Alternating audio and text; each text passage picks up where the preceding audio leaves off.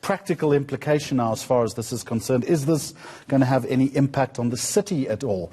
For an answer to that, joining us via Skype is Municipal IQ's Karen Hirst. Karen, good afternoon to you and welcome. Did this take you by surprise? Good afternoon, thank you.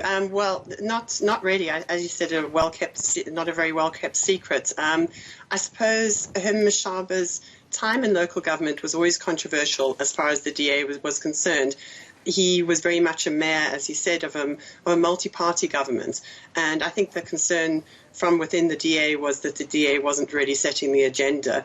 And I think it was one of Herman Mashaba's greatest accomplishments that, as he said today, local government is not necessarily the place for ideology, it's the place for service delivery. So his feelings and views around 2016, I think, have changed in action and changed in the focus of delivery, which has won him the support of his partner as mayor, the EFF. So agenda setting might be one issue, but he was also suggesting, wasn't he, that it came down to a potential or possible lack of party support as far as his budget priorities were concerned. Does he have a point? I think he does. I think he was in a difficult position. He was trying to appeal to across the board, and I think there were many in the DA that felt their constituency was being left behind. So he moved to, as he said, a pro-poor position, and clearly that wasn't supported. I think his decision to resign was a logical one, in that he was in an untenable position. Was he always on borrowed time there? I mean, he is citing Helen Zille's ascendancy, but if your analysis is correct, he was in a very untenable position, wasn't he? Well, the part where I was taken surprise is I would have thought the unseating would have come from the EFF, not from the DA. So he was always in a difficult position, and arguably of all the mayors managing coalitions, he did the best. But compromise is something that clearly he feels doesn't sit with the direction in which the DA is shifting. Service delivery, as you correctly say, is the priority as far as city government is concerned.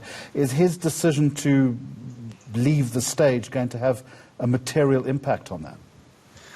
In theory, yes. It's very likely that the new DA's proposed candidate will not get the support of the EFF, which is likely to mean that the DA stands a good chance of losing Johannesburg. So Johannesburg could change control. It really lies in the hands of the EFF and whether they would choose to support the ANC. So there's a good chance that there might actually be a new mayor and even political party governing Johannesburg.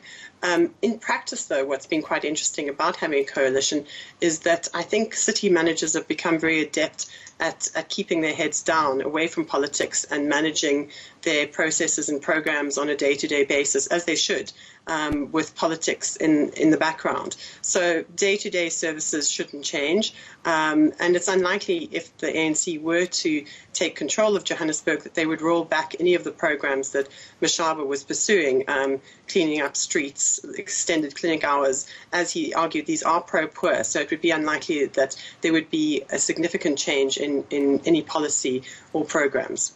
All of that, of course, is predicated on strong political leadership, something of a vacuum now as he leaves. And as you also say, the new mayor is going to have a very difficult job in corralling that multi-party support. In many ways, it's a bit like herding cats.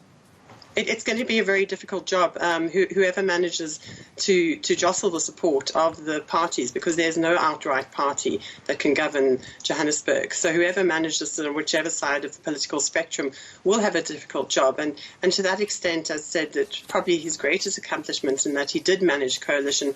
And as he rightly said, coalitions are the likely future of metros in particular in South Africa. So it's going to be a really difficult position to take up.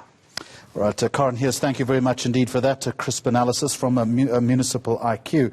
Let's